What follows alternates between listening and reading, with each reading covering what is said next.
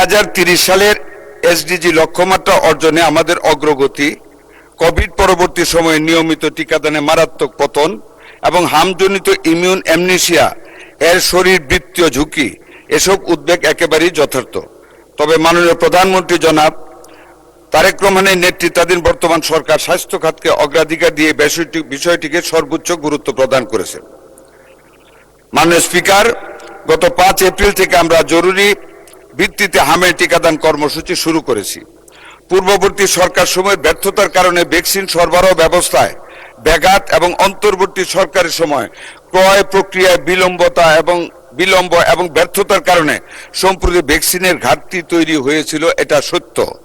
ভবিষ্যতে এমন পরিস্থিতি এড়াতে এবং পূর্ণ স্বচ্ছতা নিশ্চিত করতে বর্তমান সরকার জরুরি আর্থিক ব্যবস্থা গ্রহণ করেছে।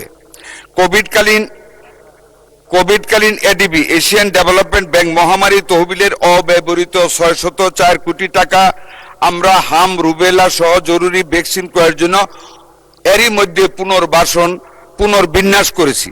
উন্নয়ন অংশীদারদের সাথে বিশেষ করে ইউনিসেফের ক্রয় ব্যবস্থার মাধ্যমে সমন্বয় জোরদার করে দ্রুত ভ্যাকসিন সরবরাহ পুনরুদ্ধার করা হচ্ছে, যেই কারণে আমরা ভ্যাকসিন আগামী সারা দেশব্যাপী 15 দিন এগিয়ে এনেছি। মাননীয় স্পিকার, আমি এই সংসদকে আশ্বস্ত করছি যে ভ্যাকসিনের মজুত এখন স্থিতিশীল অবস্থায় রয়েছে এবং ইপিআই বিশ্ব স্বাস্থ্য সংস্থার মানদণ্ড অনুযায়ী কোল্ড চেইন ব্যবস্থাপনা বজায় রেখে ভ্যাকসিন সংরক্ষণ ও পরিবহন নিশ্চিত করে আসছেন।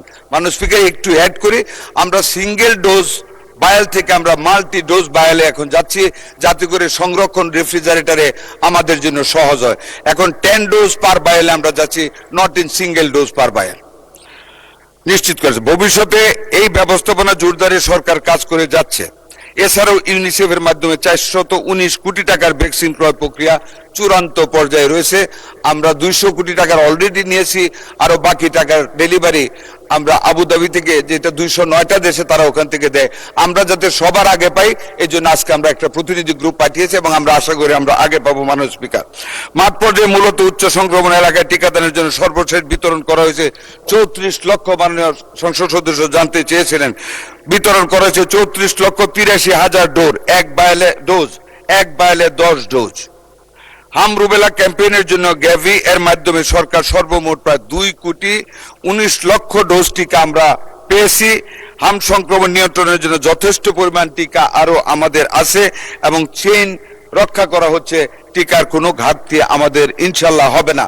যে ঘাটতিটা মোকাবেলা করেছি তার সম্পূর্ণগত বিগত কেয়ারটেকার সরকারের এই ব্যাপারে কোনো গুরুত্ব না দেওয়া এবং ফ্যাসিস্ট সরকারের সম্পূর্ণ ব্যর্থতার কারণে, লুটপাটের কারণে টিকা ব্যবস্থার কার্যক্রমের চেইন রক্ষিত হয়নি এবং সরবরাহ নেয়নি, যেটা আমরা আল্লাহর রহমতে আল্লাহর উপর ভরসা করে বলি আমরা আমাদের মাননীয় প্রধানমন্ত্রীর গতিশীল এবং বিচক্ষণ নেতৃত্বে আমরা এরই মধ্যে বাংলাদেশের 18 থেকে 20 কোটি মানুষের শিশুদের জন্য টিকা সংরক্ষণ এবং সরবরাহ নিশ্চিত করতে সক্ষম হয়েছি।